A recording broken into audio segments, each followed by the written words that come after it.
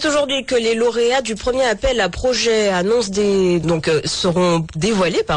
En mars dernier, l'Agence nationale de la recherche, la région Guadeloupe et la collectivité territoriale de Martinique avaient lancé cette initiative pour améliorer les connaissances sur la pollution aux pesticides dans nos territoires. Une conférence de presse se tient en ce moment à l'espace régional du Rézé où se trouve Linda Kayarsi. Bonjour Linda. Bonjour Olivia. Écoutez, cette conférence de presse vient de s'achever il y a quelques minutes. Donc, comme vous le disiez, c'était l'annonce des lauréats de l'appel à projet conjoint chlordécone. Alors, pourquoi conjoint chlordécone? Car il a été lancé en mars dernier par la collectivité de Guadeloupe, la collectivité territoriale de Martinique et l'Agence nationale de recherche. Alors, sur les 14 projets inscrits, 6 projets ont été retenus. Donc, parmi ces projets, certains s'intéressent aux impacts sur la santé, de la mise en place d'outils de surveillance ainsi que des procédés de dépollution des sols ou encore des eaux.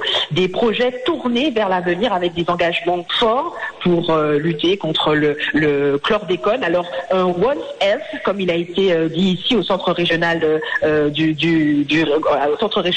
Rézé, pour une approche interdisciplinaire renforcée. Donc, l'objectif est de développer une recherche transversale afin de poursuivre et de renforcer les mesures déjà engagées pour réduire l'exposition des populations à la chlordécone. Sachez que les travaux de recherche des 6 lauréats seront financés pour une durée de 3 ans à hauteur de 5 millions d'euros par l'Agence nationale de recherche, l'ACTM, ainsi que la région Guadeloupe, avec différents types d'accompagnement, dont un suivi administratif, mais aussi un suivi au niveau des résultats des projets. Donc, aux côtés aussi également d'une variété d'interlocuteurs et près de 45 laboratoires mobilisés. Enfin, pour rappel, ce premier appel à projet conjoint chlordécone s'inscrit dans le cadre du volet recherche du 4e plan stratégique de lutte contre la pollution par la chlordécone 2021-2027.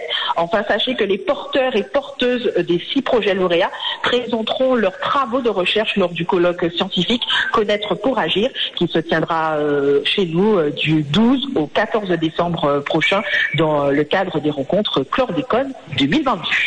Très bien, merci Linda Kayarsi pour ces précisions. Et si l'annonce des lauréats de ce premier appel à projet conjoint chlordécone à l'espace régional du Rézé représente une avancée pour les acteurs qui défendent le dossier, le combat n'est pas terminé pour autant.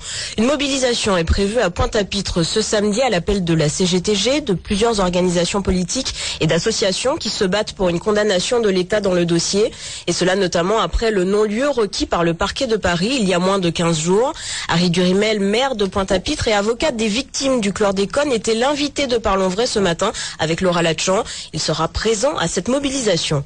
On ne peut pas accepter que nous puissions transmettre aux générations futures une terre que nous avons polluée par notre appétit du lucre, avoir mis l'argent avant la santé, le fric avant la santé. Eh bien, c'est un crime que les générations futures ne nous pardonneront pas. Donc, nous devons d'exiger qu'il y ait une réponse à la mesure de la catastrophe. 700 ans de pollution annoncée. On doit pouvoir entreprendre des actions de dépollution, des actions de proclamation d'une responsabilité, non seulement de l'État, mais de plusieurs de ses préposés et de lobbies locaux et de politiciens aussi locaux qui ont réclamé du chlordécone. Ici, nous appelons à prendre part à cette manifestation. Les citoyens, dans une société démocratique, les citoyens ont plusieurs façons d'exprimer leur indignation. Donc, j'appelle tous les Guadeloupéens, d'où qu'ils viennent, quel que soit leur grade, à participer à ce rassemblement samedi matin qui aura lieu entre le Centre des Arts et l'esplanade de la mairie, la place des Martyrs.